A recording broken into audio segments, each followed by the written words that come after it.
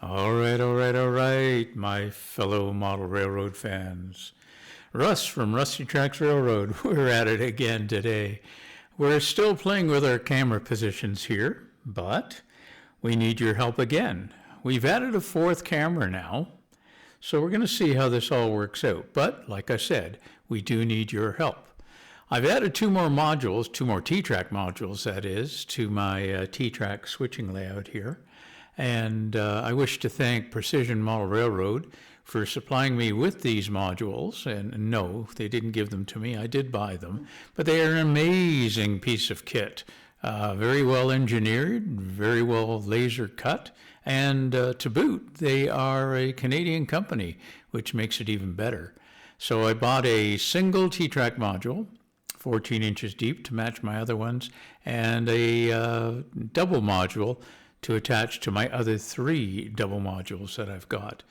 So right now what we're going to do is we're not doing any train running. I'm just going to run through the camera positions and see what everybody thinks or what your comments are or suggestions or whatever. I did buy a little, I guess it's a stream deck, clone, an Ampligame. And it's just going to switch scenes for me rather than me relying on the OBS software to automatically randomly change the scenes for me. So we're going to start out at the west end of the railroad, and this is our camera position currently for the west end, and we've got our single module basically what you're looking at with the farm fields there and the farmers co-op, and then next to that is the new double layout. And although I've got the sculpting mold down and it's painted, the road's down, I haven't put the grass in place yet. I'm hoping that might be today's project, possibly tomorrow's project. So we can switch over to the next camera, which I'm calling Central West camera. So that's that one. And you're not really seeing the cement factory, which is actually to the left of this camera view that you're looking at. I'd like to get that view in, but if I do, we end up losing some of the upcoming scenes that you're going to see from the engine house here and the welding shop back here. Again, I'd rather have I don't know. I think I'd rather have the camera concentrating on that area, although it's not a huge deal. We've got the lighting in there. We've got the welding shop in there, which you can hear running right now. I've just got that on an on-off switch. Our next camera view will be our Central East camera, which is this camera view here, which is almost directly to the right of me, but concentrating on this area. That's pretty much the center of my original three modules that I've got. And it's picking up the divergent out to the cold storage area and then back into the engine sheds and maintenance areas. And our last camera position is our east camera, and this is the far right-hand side of the layout right now, and you can see the little switcher sitting there, and it is literally sitting at the edge up against the wall of this layout. So we've got another maintenance position down there that you can see. You can see the cold storage area at the back end of the layout, and there's a couple of tracks there. One of those tracks goes into, actually this track here, goes into that maintenance facility where where that engine is sitting on the flatbed.